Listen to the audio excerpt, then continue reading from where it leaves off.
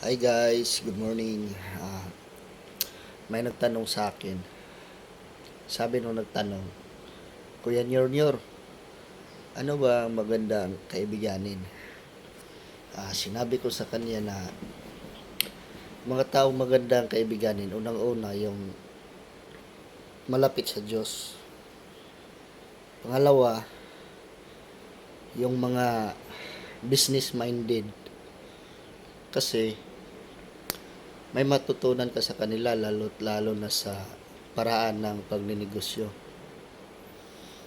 Ang hindi naman maganda na kaibiganin yung mga chismis minded.